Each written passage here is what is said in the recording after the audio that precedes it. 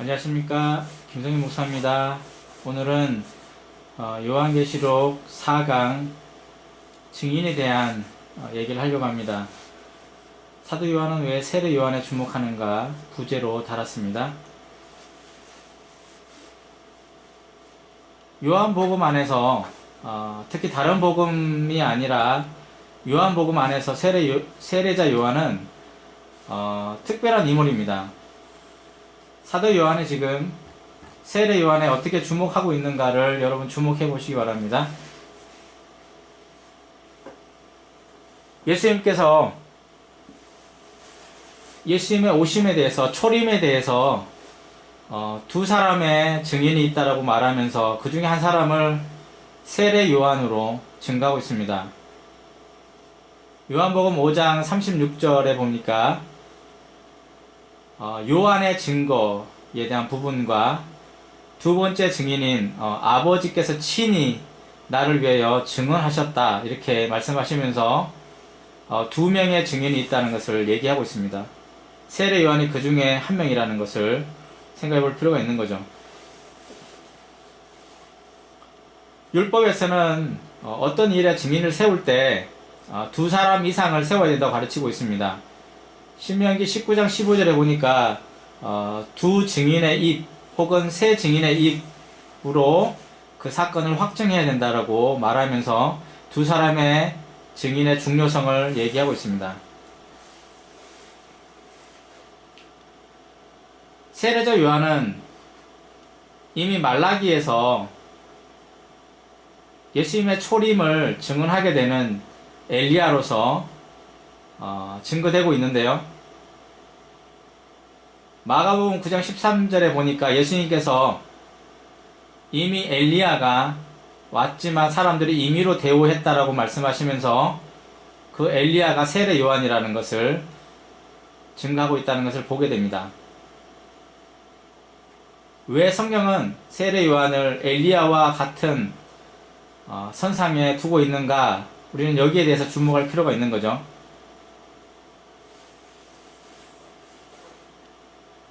엘리야 선지자를 생각하면 먼저 떠오르는 것이 엘리야의 영감입니다. 엘리야에게서 엘리사로 넘어갔던 이 영감은 왕하에 보면 열왕기 하에 보면 잘 설명되어 있습니다. 엘리사가 엘리야에게 영감의 갑절을 구하고 엘리야는 그것에 대한 답변을 던지는 것을 보게 됩니다. 그 해답은 10절에 보니까 정확하게 나와 있죠. 나를 내게서 취하시는 것을 내가 보면 그 일이 내게 이루려니와 보지 못하면 이루지 못한다라고 말하고 있죠. 엘리야의 영감은 보는 것입니다.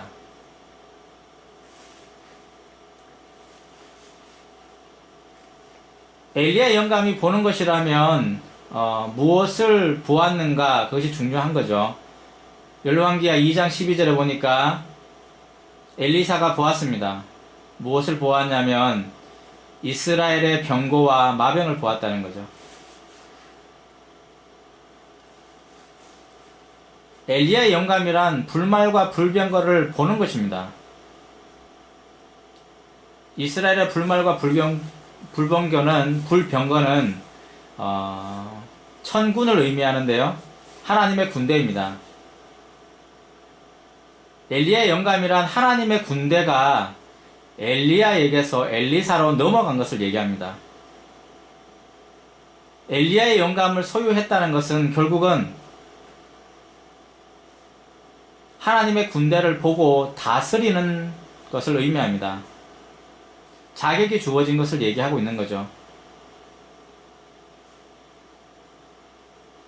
우리는 세례 요한에게서 엘리야의 영감을 발견하게 됩니다. 이게 중요한 거죠. 세례자 요한이 엘리야로 말라기에서 예언되어져 있고 예수님이 그를 엘리야로 인정한 그 배경에는 바로 엘리야의 영감이라는 것이 존재합니다. 이제 우리는 엘리야의 영감이 어떻게 세례자 요한에게 이어져 있는가를 볼 필요가 있습니다. 요한복음 1장 29절에 보니까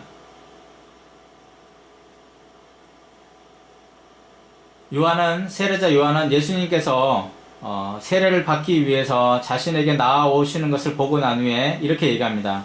보라, 세상 죄를 지고 가는 하나님의 어린 양이로다. 지금 엘리야의 세례 요한의 눈에는 예수님이 갈릴리의 한 청년으로 보여지는 것이 아니라 하나님의 어린 양으로 보여진다는 거예요. 요한복음 1장 32절에 보니까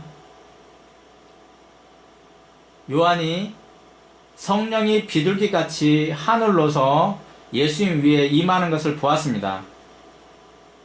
다른 사람은 보지 못했는데 엘리야는 지금 성령이 비둘기의 형상으로 예수님 위에 머무는 걸 보았다는 거예요. 요한복음 1장 35절에서 36절에 보니까 세례자 요한이 제자 두 사람과 함께 길을 가다가 예수님을 보면서 예수님을 향하여 이렇게 외칩니다. 보라, 하나님의 어린 양이로다. 세례자 요한의 눈에는 하나님의 어린 양이 지금 걸어다니고 있는 모습으로 보여진다는 거예요. 엘리야의 영감은 다른 사람이 보지 못하는 것을 보는 것을 얘기합니다.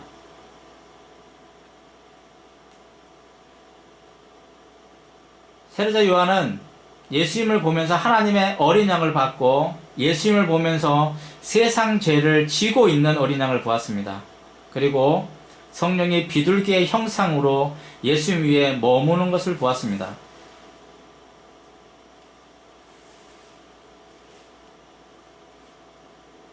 세례자 요한의 영감이 증인으로서 가져야 되는 자격의 요건이라면 이 시대를 살아가는 예수님의 제자들이 가져야 하는 가장 중요한 자격이 무엇일까? 좀 더 정리하면 이렇습니다. 많은 사람들이 예수님의 증인으로서 세상을 살아가지만 사실은 자격이 없는 사람들이라는 거예요. 왜냐하면 예수님의 증인으로 채택된 세례 요한, 그에게서 우리가 발견하는 것이 바로 엘리야의 영감이기 때문에 그렇다는 거예요.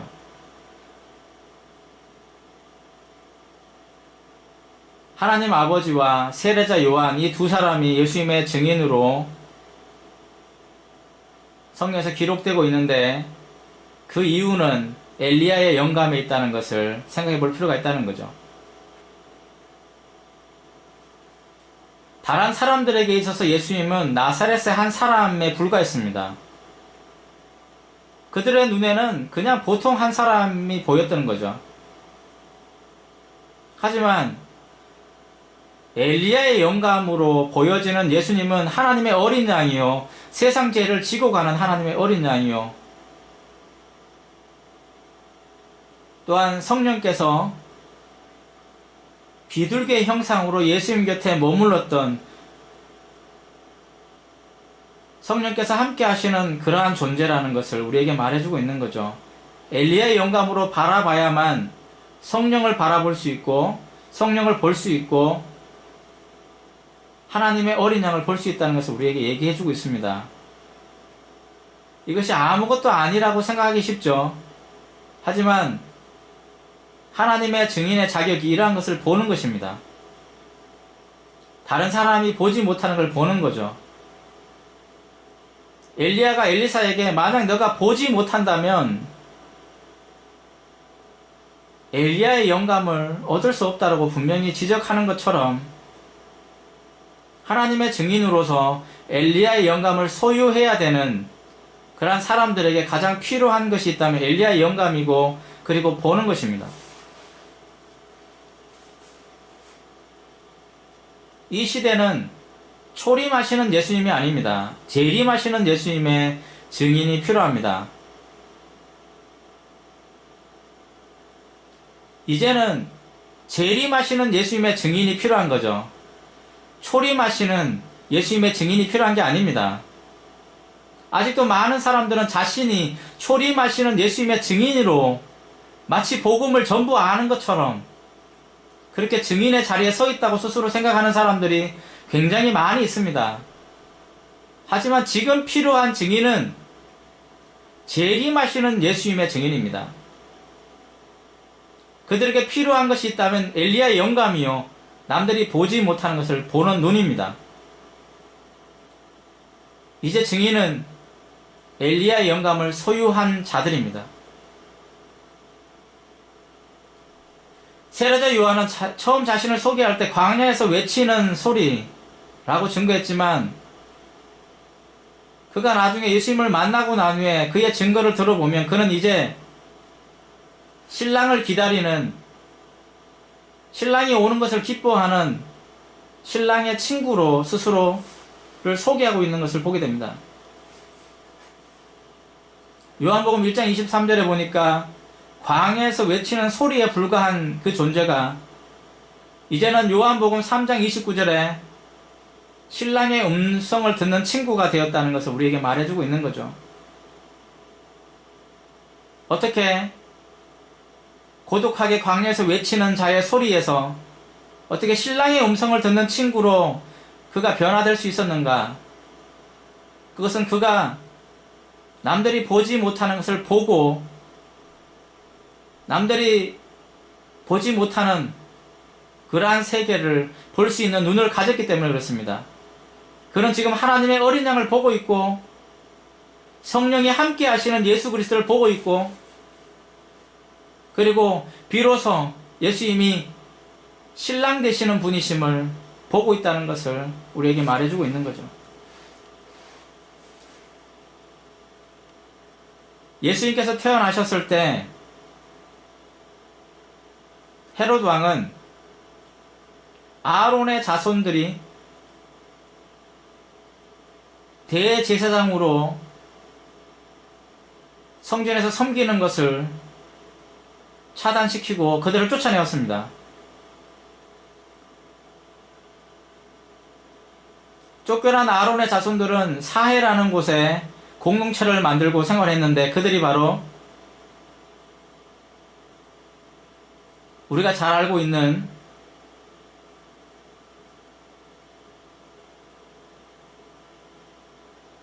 사람들인 거죠.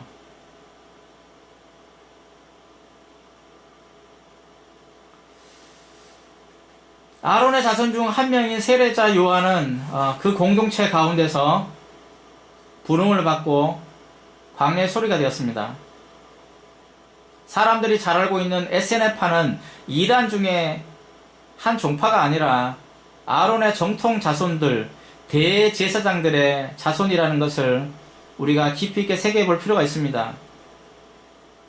사단은 헤롯 대제를 통해서, 헤롯 왕을 통해서 예수님을 기다려야 하는, 예수님을 위해서 예비되어져야 하는 대제사장, 아론의 대제사장들을, 아론 자손들을 사해 한 구덩이로 몰아내었습니다. 예수님이 성전을 찾아왔을 때 그곳에는 하나님의 약속의 자녀들이 존재하지 않은 거죠. 그것이 바로 무화과 나무의 비유입니다. 열매가 하나도 없다는 거죠. 하나님의 자녀들이 그곳에 없다는 얘기입니다.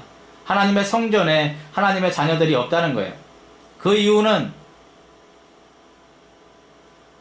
헤롯 왕이 성전을 재건하면서, 그리고 성전을 재건하는 전후로 해서 아론의 자손들을 성전에서 쫓아냈기 때문에 그렇습니다. 세례자 요한은 버려진 가운데서 선택되어져서 광야의 소리가 되었고, 그는 성경에 예비된 대로 그런 엘리야로서 하나님의 증거자가 된 것을 보게 됩니다. 헤로드 왕이 아무리 예수님이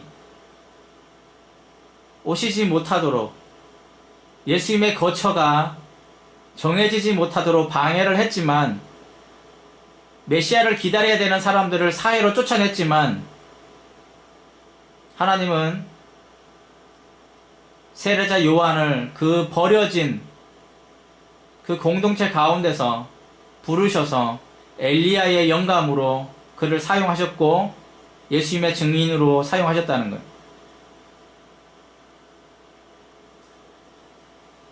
초림하시는 예수님의 증인 세례자 요한, 그에게서 우리가 발견할 수 있는 것은 엘리야의 영감입니다.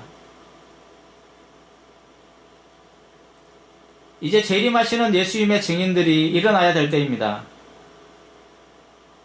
저는 지금이야말로 예수님의 증인들이, 재림하시는 예수님의 증인들이 일어나야 될 때라고 생각합니다.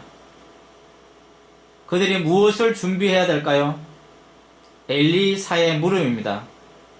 나에게 영감을, 당신의 영감에 갑절을 허락하소서.